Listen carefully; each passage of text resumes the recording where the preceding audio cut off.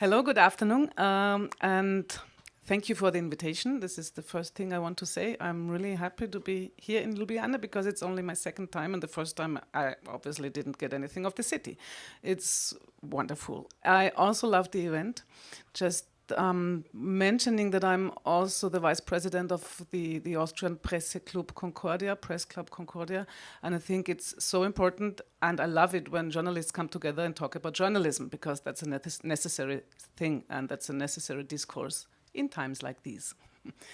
I was invited, and of course I will do that, to talk about what APA, my company, is doing with AI, but I also will talk about what we are not doing, because there are many decisions to make when it comes to AI and journalism and AI in the media business, and we try to think hard about this every day.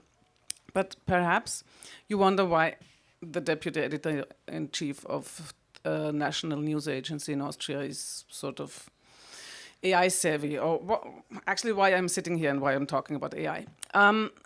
In my role at APA, I have been working with digital and innovation topics and basically stuff for years now.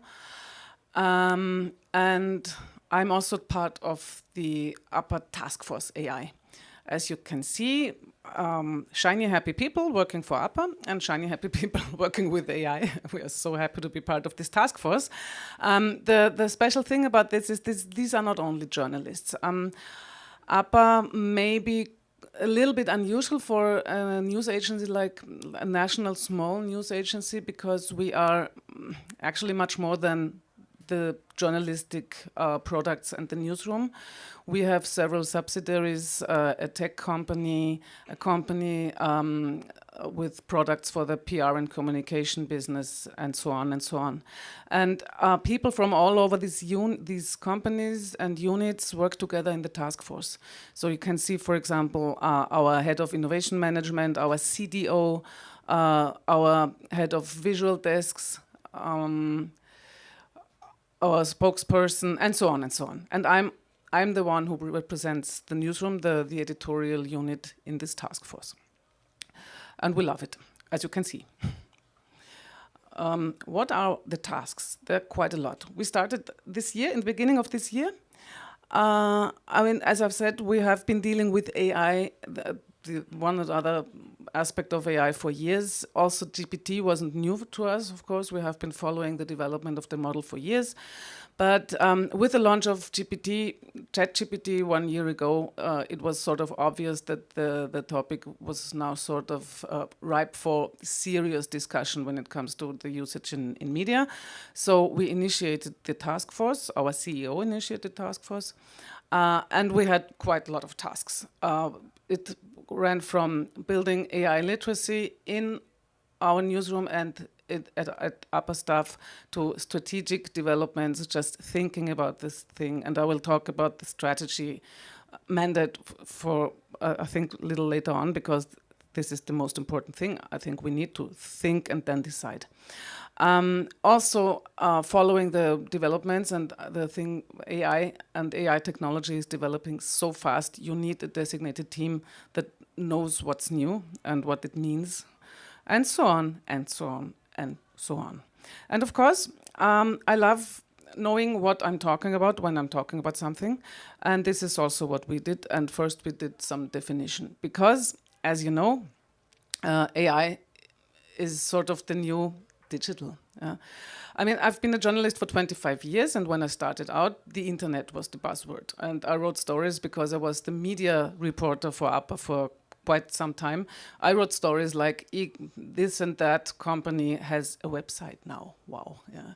And, and some years later, I wrote stories like, this and that person is on Facebook now, because social media was the new buzzword.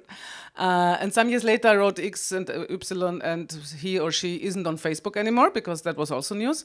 Then there were the buzzwords like multimedia, convergence, every journalist should be able to do everything at once, at the same time. And digital, of course, digital transformation, digital business, digital blah, blah, blah. And now it's AI. So we should know what we talk about when we talk about AI.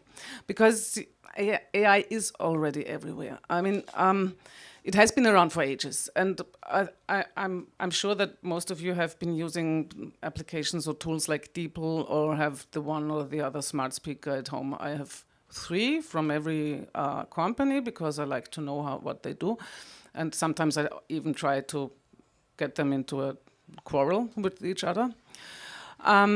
We use it in our cars, and we have navigation systems, and so on and so on. It's everywhere. But when we talk about AI today, we talk about ChatGPT, and that's actually kind of narrow-minded. Yeah. And it narrows the view on what AI means also for our business, and that applies, of course, for every sector. It's the same at health and so on. Yeah, we talk about AI, and we think about chatting with the machine. No, that's not all of it. Yeah. So at Upper, we have sort of, we went on a strategic journey, because first you have to learn, you have to get the information. Actually, this is quite a journalistic approach, isn't it? Because first you have to find the information, and you have to try to understand it, contextualize it. Yeah? What does it mean? What do I do with this new knowledge, with this new technology? What do I know enough? Then you have to teach your stuff, and this is very important. For example, at Upper, we have held numerous webinars, presentations, workshops, I'll get to that later, and so on, to make sure that our employees are able to tell basically how these systems work, what the potentials are, what the limitations are, what's okay to do, and what's a no-go, because there are several no-goes, of course. Then go back to thinking a little bit more, and then act and decide. And then decide what you are going to do with this new technology. Yeah? Because this, I wrote this in the train, the last sentence. It sounds a little bit too pompous, but actually, I'm an impatient person, and I love being first mover, early adapter, and so on and so on. But when it comes to generative AI in journalism, you shouldn't, actually. You should think first and then act. Because this is what we sometimes hear. I love this cartoon so much. I saw it at a presentation myself some months ago, and I actually went and bought it. I bought a license for presentations for a year, because because that's what happens right now. I don't know if you followed, for example, the development in Germany, where some very, very big publishers announced that they were cutting down 20% of the journalists, because AI is going to do that. Good luck with that, actually. I mean, this is plain stupid in my personal opinion. But I think I'm speaking for the task force here. I'm talking about generative AI a lot today, because that is the thing that sort of makes us think now. But this is just a view on Upper's portfolio.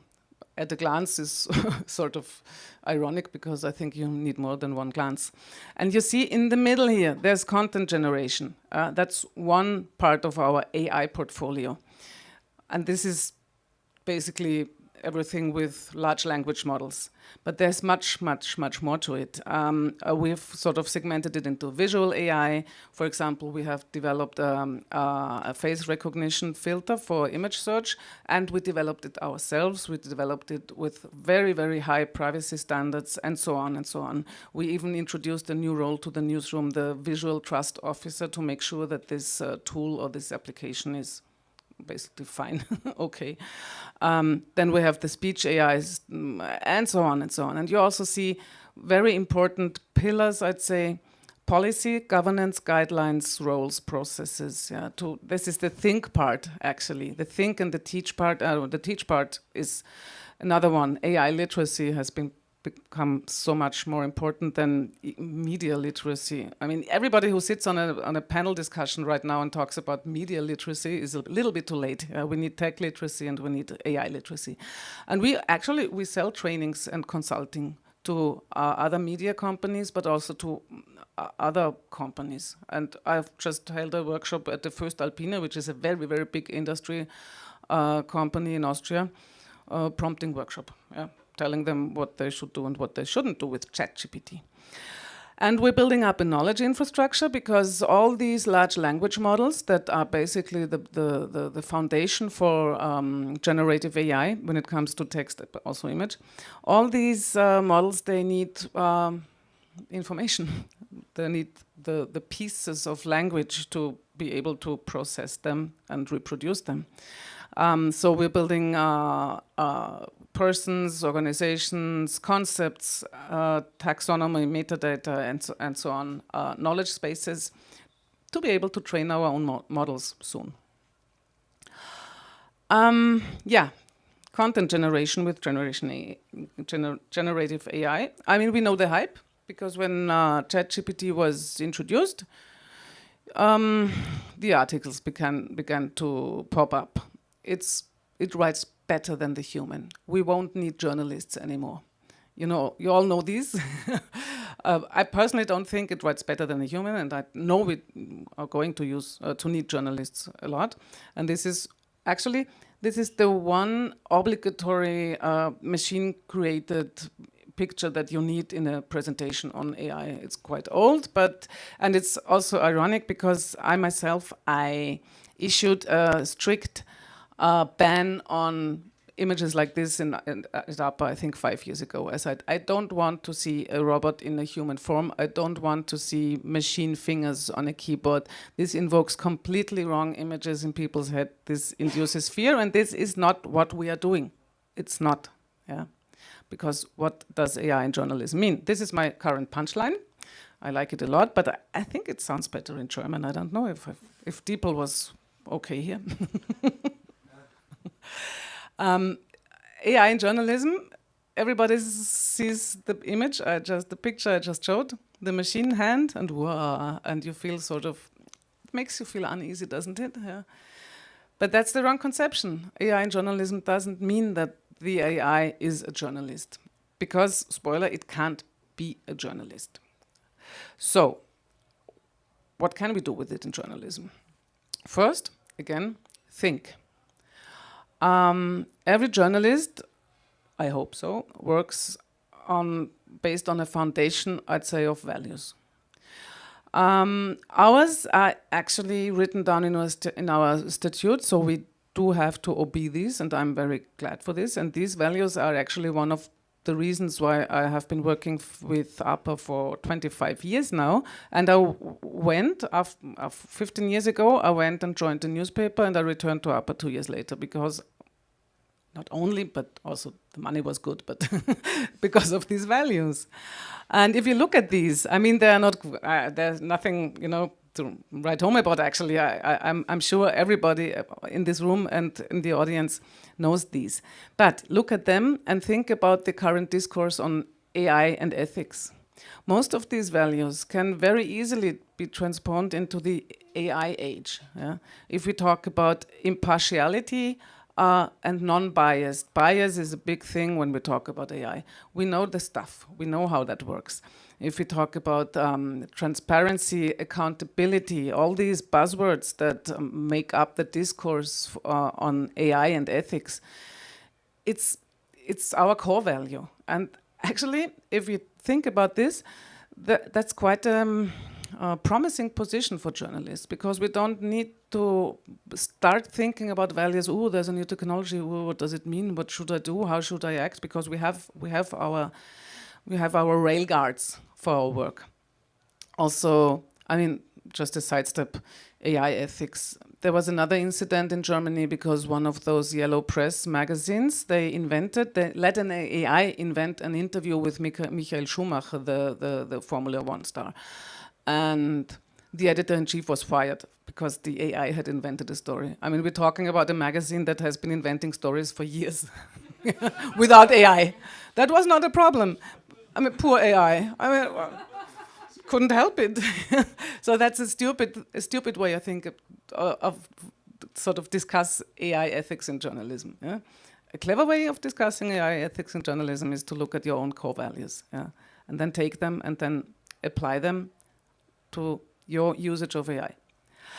And then step back perhaps 1 minute, because everybody claims that ChatGPT, GPT, and other models like these are going to be the better journalists because they write so perfectly. Whoops. What's journalism actually? What are we doing? What do we do every day? We're storytellers, and that's not just one fancy buzzword from another panel discussion. We tell stories because it's a very good way to reach people with important information. And human beings are story listeners, storytellers. It has been like this for forever. I actually studied literature science, so this is why there are some very important sounding words in this, because journalism is narration, is storytelling, but it's a special kind of narration because we don't invent things. Yeah? We don't write fiction. We do non-fictional narration, and it has to be fact-based. So we have to show where the information comes from. Yeah. Facts, we don't invent anything, and we can develop narrative strategies. And now we get back. I think I trust that every one of you has played around with ChatGPT or more. These are three things that those machines aren't very good at, I'd say. Facts, don't invent, and tell a story. And that's one of my favorite tweets. It's quite old by now, but Neil Gaiman, I think, just nailed it. ChatGPT and other models don't give us information and don't give us stories and don't give us facts. It's information-shaped sentences or story-shaped blocks of text. That's not what we do. And what's more, of course, journalism is so much more than writing or writing an article or writing a radio piece or filming. Journalism starts with looking for information, receiving information, questioning the information, checking. I won't have to tell you. It's not just the writing. When I was young, I wanted to become a journalist because I wanted to write. And then I became a journalist and I realized there's so much more to journalism than writing. And that I like that, actually. But it was sort of an aha moment. And the current discourse on journalists that can be replaced by AI don't take this into account at all. This is quite annoying, I think. It's especially annoying if journalists write stuff like this, but I will be mild today with us.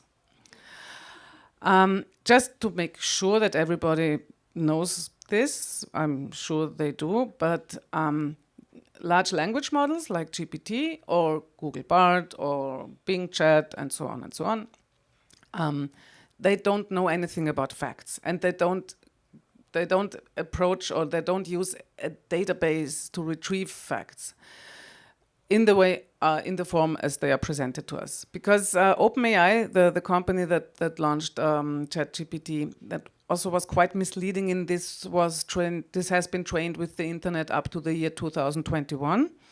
So everybody thinks it knows everything the internet until 2021 knows. But of course, that's not the case. So I'll just explain the principle in two sentences so we can be clear why this is what the reason is. GPT is actually one big calculation machine. It takes texts and language and slices it into very small pieces of words called the tokens, and is trained and learns the plausibility and how often specific tokens are combined. And this is why it knows that if I say I am from Austria, then it might be Alia or Ia, and more statistically plausible would be Australia. So this is the highest probability, but Austria is also probable. And depending on certain parameters that are applied to the model, it will sort of come up with the wrong answer, because I'm not from Australia. Austria, no kangaroos there, you know. Or with the right answer, because it chooses the not quite so plausible answer. And if you understand this principle, of course, then you know that no matter how well trained these models are going to be, because ChatGPT started with GPT-3, 3.5, now we're with 4. The principle won't change. It won't have any factual database available. Never, ever. And this is why they will always hallucinate. That's what it's called. If they produce garbage, I think the more common word is becoming confabulation now, and I like confabulation. It's very nice, but this is the fact. You won't ever have a large language model that is 100% correct. You can apply some strategies to provide it with factual data, but still the thing combines parts of words. That's it. Yeah. And this is also why AI literacy is so important, and this is actually something we told our journalists, we showed them. You can even look at the tokenizer, you can use some older GPT models to reproduce the probability and to check if the model used the most probable or the least probable token, and so on, because it demystifies the machines, and that's quite important, I think. And this is, I copied also the Associated Press. I really like what they are doing with AI. They've been avant-garde when it comes to AI in journalism for, I think, 10 years now. And they published their guidelines on the use of AI in September, a little bit later than we did. But they actually tell the journalists, we don't use generative AI for our journalistic processes and products. We don't use it. And any output from any Gen AI is to be treated as unvetted material. You have to fact check that. That's actually the same thing we have in our guideline, which were published, the updated version in early summer. And I was so happy for AP because up till they published these, I was asked in Austria, yeah, you're quite afraid or what? Why don't you use it? I said, because it's not really safe. I won't tell ChatGPT to write me a story. It's not safe. It's just a big effort to fact check the stuff, because usually it invents some politician nobody has ever heard of. Yeah, I mean, there's some good stuff, of course. You can use it for lots of use cases, and I'll get to them. You have to know the good, and you have to know the bad. And there's a lot of bad as well. And this graphic really sucks, and every time I show it, I say, I will redo this at some point. But this strange thing in the middle, the autonomy factor, that's the crucial strategic decision everybody has to make. Because when we think of using AI in journalism, we know the bad parts and we know the good parts, but we have still to decide how much autonomy we are ready to grant the model, the machine. I sort of visualize this as an autonomy slider. Yeah. So for which use case, which job would you say, how much autonomy are you ready to give up as a journalist? Or are you ready to give up any? How autonomous is the machine allowed to act? So this can be 0 or 100. So this is the slide, I'd say. This is very important because they are autonomous systems, but you can sort of limit their autonomy. We thought about what we were going to do, and if we were going to do something together with our staff. We had several workshops, prompting workshops, just ideas that came from the newsroom. It was definitely a bottom-up process, because I did a survey, an internal survey, for example. Hey, have you already played around with ChatGPT? Yes, cool. And what did you try? And did you also try something that would help you in your daily work as a journalist? And there were some really brilliant ideas, and we tried those out, and we had some first versions of some prompts. And this would have been let's transform our business based on something I just tried once. But we didn't do that.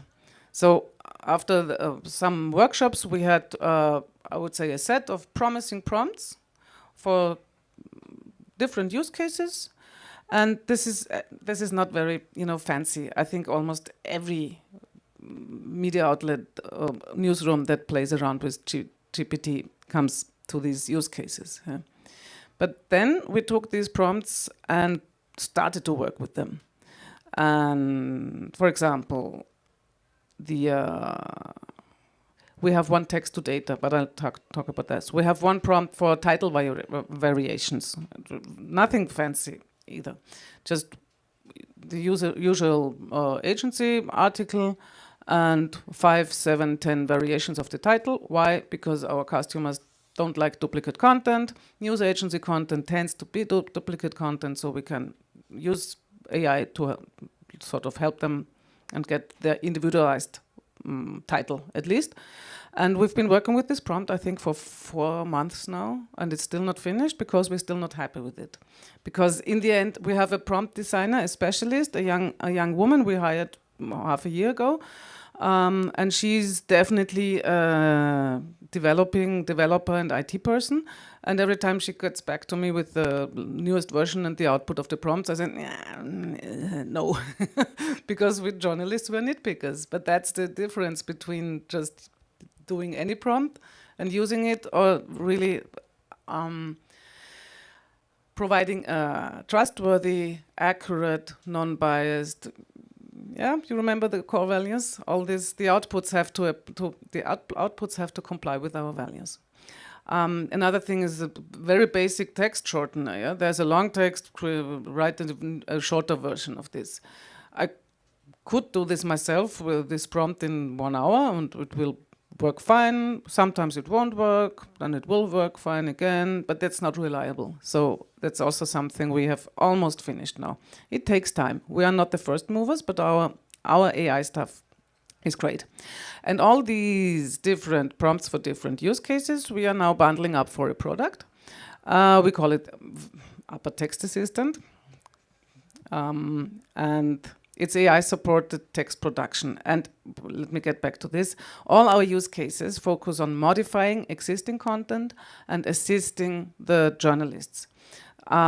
We don't have any genuine generative AI prompting right now because we don't trust the models enough. We had also some fails, proof of concepts like teach the machine to take a press release and turn it into an agency article.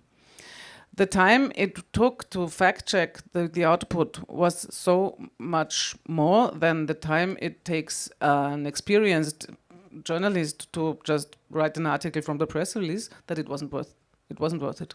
So we won't do that for a long time, I guess, because also the outputs can't be really reproduced. If you take one press release and the article is fine, no hallucinations, no fictional politician and so on, that's good, but you can't be sure that the next time the output will be as good. So we don't do that. Generative AI in a modifying and assisting role, and the sort of basis for this is always a humanly and intellectually created article piece. And by the way, I'm talking about text. We don't have any generated images. We don't do that because we are a news agency and it's our job, and we have great photographers, but it's our job to show the reality as it is and not as it could be. Yeah, would be completely untrustworthy to generate, for example, photo-like AI stuff. So the Upper Text Assistant, we are developing this for us, for our editors and journalists, and we're selling it for whoever wants to use it. We have one thing already live. That's the text assistant social media. We don't use this, but some media companies use it, and especially also PR agencies and so on. You just take your press release or your article and you ask the assistant to turn it into a LinkedIn post or a Facebook post or a Twitter X thing. Lots of emojis and so on, and it works really great. And I think we worked on the prompt for 3 months so that the output is scalable, reliable, and nice. Yeah. And the thing is that this is a very, very good example for an AI product that is actually enhanced, refined, because of the journalistic expertise in the company. Because we know what we expect the machine to do. And so our customers can rely on this as well. This is why I like it. And one of my favorite use cases, and we're also almost finished with it, it's one of my favorites because it's so it's so non-sexy. It's not the machine that does the journalist's job, but it solves a huge pain in our newsroom. We have massively invested in our data-driven coverage, and we have created new products, and we do a lot around data-driven journalism. But there's always this one point where somebody has to open a spreadsheet and type in some data, because most of the data is hidden in text and is not structurized, and we need the data structurized. And this is something so annoying, because it's not our job as journalists to fill in spreadsheets. It's not. And when it comes to journalists like me, it's also not a good thing, because I'm not good with numbers, and then, have to correction, and I have to withdraw the article, and so we let the machine do this. And we created several prompts, for example, for political surveys, because we are going to have a super election year next year, not only the European election, also national parliament elections, some regional elections, so we're really like, ugh, democracy first. And all the newspapers Austrian newspapers don't have so much money, but they like spending money for surveys. And then they have the press releases and the articles, who is going to win, who would win if the election would be next Sunday, and so on. And we have actually a very cool thing on our website with this, an automatically updated visualization of all election surveys in Austria. Also with filters of the quality criteria and so on and so on. And the workflow is completely automated, except from that one situation where there's the press release of a magazine, for example, on Saturday afternoon. Tomorrow we have a new survey, and somebody has to sit down and type in the data, and I hate that. So we will sort of solve this with this prompt. And the other one, of course, for business reporting, finance and business reporting. Usually our editor from the economics department returns from a press conference with text like this, with figures, numbers. And then he copies and pastes some of the numbers into an email and sends this to the infographics editor. This is stupid. So we will automate this with the prompt. And I like to show this prompt especially in front of an audience that's not journalistic, because it's sort of it also demystifies the machine is better than the journalist, because the machine wouldn't know which data to extract if we wouldn't tell the machine. Another thing we have taken really seriously is the issue of data security and safe working with AI. Because, I'm sure if you use the free version of ChatGPT, it's like it always is. If something's free, you pay in the other way, so you pay with the data. And also the question of where these models trained actually. I mean, where did the content come from? They didn't originate in the internet until 2021, of course. Are we willing to give away our content in perhaps even sensitive information, like unpublished interviews, transcripts of unpublished interviews, and so on? Provide OpenAI with means to train their model with these data and information? I don't think so. So this is also something we started very early this year. We told our staff, you do not use ChatGPT. You won't ever enter anything journalism or upper related into a model without making sure that this data is not used for training purposes of the model, and we will provide you with means to do that. Because we can't, of course, ask you to pay for ChatGPT Pro privately. We won't do that. And if you want to share your travel plans with OpenAI, go ahead, but don't share your interview transcripts with OpenAI. And, animation. In the meantime, we have partnered up with an Austrian company. It's called 506, and he's Gerald Kürner, who is head of the company, is very active in developing interesting solutions when it comes to AI. And he has developed something that's called Company GPT, and we've partnered up, and we also we sell it to media and our clients. And it has a sort of GPT version for every company. These are hosted in Germany, so in Europe. You have the data, what's the English word for the DSGVO. Yeah, the EU data. Thank you. Ugh, embarrassing. So if you and companies and newsrooms can use this to work on prompts in a safe environment, to share the prompts for usage, for further usage, and it's really nice. I work a lot with them, and it's actually become part of our AR portfolio. Yeah. It's not something we developed, but if somebody buys it from us, they also get some of our prompts, useful little helpers. And you can be sure nobody will use your stuff to train a model. And this is a little bit technical. I just wanted to show you that. Actually, I wanted to show you the square to the left, third party, OpenAI, Google, and so weiter, and so on, because our general approach to AI products and infrastructure, we try to be as supplier agnostic as possible. I know everybody talks about OpenAI and ChatGPT, but in our view, this is just one option of many. There are open source models, and it also comes, it depends on what you want to do. There's not only text generation, there's also embedded search, for example, semantic search. We're working a lot with that. So we take the technology and the supplier for the use case that's best for the specific use case, and we do a lot of self-training and fine-tuning. So we don't just rely on one OpenAI and don't send everything to OpenAI. We take the best of each technology, model, and supplier. We have our own APIs, we have our own prompts, we have our own models, and this is how we serve our customers as well. So they can buy sort of space at our API, not space, I don't know, yeah, but they pay for a request to the API, but everything is at upper, and this is a very comfortable sort of perspective also for the Austrian media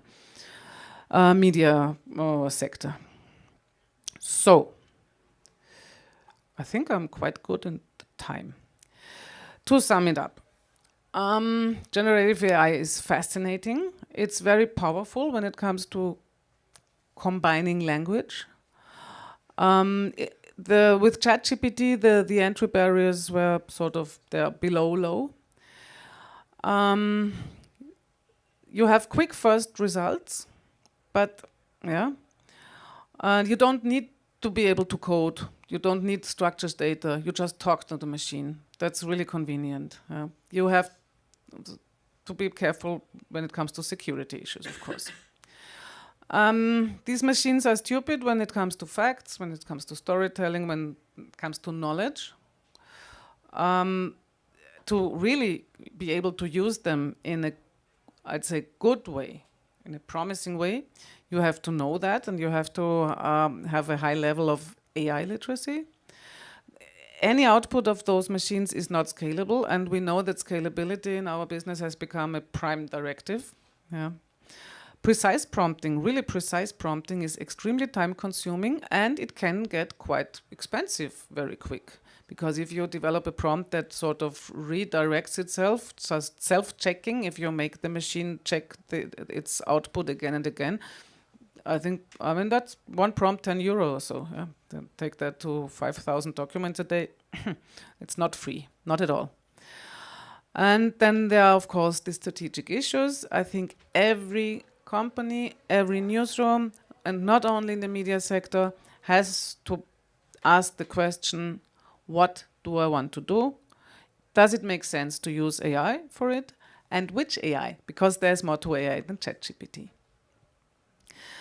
Just one word, because I've been talking about AI literacy all the time. Being literate for journalists has sort of two dimensions. Of course, we need to know how to use technology, we need to understand it, and we need to be able to assess it. But when we report on AI, that's also that's actually quite a big responsibility. And in the first weeks after the publication of ChatGPT, I was regularly like screaming under the shower in the morning, because I usually listen to the main news program of the public broadcaster, and almost every day some expert was interviewed by some journalist. Neither of them had any idea what they were talking about, and it was so annoying. It was really so annoying. And I had like sort of a weekend-long chat with one of the editor-in-chiefs of one of our newspapers, because they just had so stupid articles, and I was like, oh, I'm very disappointed. Why did you do that? And what do you mean? I so, yeah, so it was articles like, our experts for opera asked ChatGPT what it knows about opera. Turns out it answered wrong. I was like, oh yeah? I mean, could you please stop writing articles like these? I mean, by now, I have the link somewhere. I can provide you with it. There have come up some initiatives like responsibly and correctly reporting on AI. And this is so important, I think. Okay, so I have some randomly scattered rectangles. I often get asked, are your journalists at APA afraid of AI? Or are you extremely euphoric about it? And we are neither, of course, because we're journalists. It's not our job to be afraid, and it's not our job to be like blindly enthusiastic. We stand in the middle, we look at the stuff, we think about it, we contextualize it, and then we act. Yeah. Because we are the humans in control. So this is the case, and I think this will always be the case. And I've mentioned our guidelines. This is actually the basic message of our guidelines. Human in control, not only in the loop, the journalist in control. And if you do that, then some use cases are just not possible. These are our red lines. Then we don't do it. We won't self-publish any stuff without a human in control. These guidelines, unfortunately, I think we have only a German version, but we will provide them in English soon, and I'll happily also send the link or the PDF or whatever, because the first version of this guideline was actually published more than a year ago when we developed the face recognition algorithm, and we used this project, this software project, to sort of learn how to do AI governance, and wrote the first version of this guideline. And this year, of course, taking into consideration the development in generative AI, we published an update. And the principles, the primacy of human action, I have stressed this more than once now. We even provide sort of a checklist. If I plan to do something with AI, what should I have in mind, and so on and so on. They have been actually a huge success, because most of the media companies started this summer to think about things like this. And that's actually also something we have learned, that AI enables us to spread the knowledge as if it were a journalistic product. And it is actually. It's not a content product, but it is. And this shows the potential if you learn, think, act. Okay, 43 minutes. Great. Thank you very much. Questions, please. I think we have.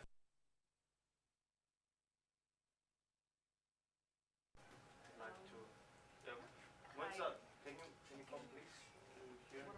Yes, for the microphone.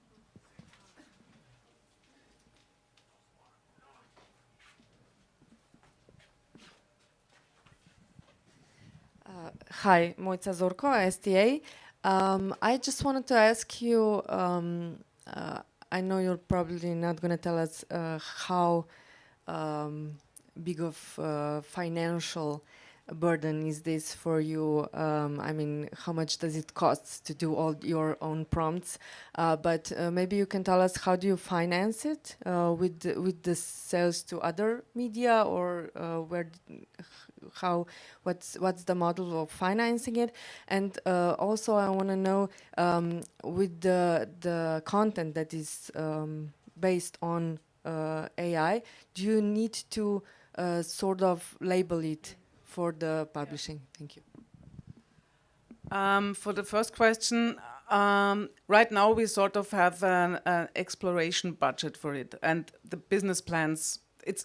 a little bit too early for a solid business plan. But that's actually, I can tell you. I mean, we for example, in our upper tech subsidiary, we have had an R&D department for years now. So really, the cool AI nerds, not some self-claimed AI experts like me, but guys who are so deep into this stuff, and they have been working with some AI stuff for years, and this has always been the place for innovation and ideation and development without a price tag. Yeah. And also our prompt design specialist, she works with this team. Yeah. And part of the budget is also situated right in the central, directly at the CDO, and it's sort of his playing money at the moment. Yeah, and it's not that expensive, you have to say. I mentioned the expensive prompts, but it's not like we spend thousands and thousands every week for licensing fees. So we don't. As for the labeling question, yeah, that's a very interesting question. For example, we have been doing automated journalism for years. So I call it the old stupid AI, rule-based NLG. So for elections, for example, so at every election we have an automated article on every Austrian municipality and district and so on. Yeah. And this is generated in real time. As soon as the result for this city or village has arrived, the API produces the text. And also there is 100% human in control, because this is rule-based and we can be sure what the output will look like. Yeah. And we check the training and the rules, and we label these. Even if there's actually no machine autonomy involved, because the only thing the machine is allowed to is to insert the name of the village and the number of the percentage of votes the party had. Yeah. But even this, we label them. And our customers, they can decide, will they also, the disclaimer, will they remove it or will they keep it? Most of them keep them, yeah. But we've had these discussions, of course, because when we worked on the guidelines, my point of view was, as soon as any generative AI is involved at some point, we have to label that because we're transparent. And of course, my colleague from the marketing said, Jesus, every time I write an invitation email to an event and I just get some inspiration from GPT, which is completely legitimate, I should say, by the way, this was created with the help of, that's really actually not the way to go. So we will reevaluate this as soon as we start using sort of fragments or components in our production. Thank you so much, Katarina Schill. Once again, please one applause. S tem delom bomo zdaj zaključili, nadaljujemo približno čez 10 minut. In ker je naslednji panel oziroma okrogla miza zelo podobne tematike, lahko tudi takrat še kakšno vprašanje več. Okay, hvala za zdaj.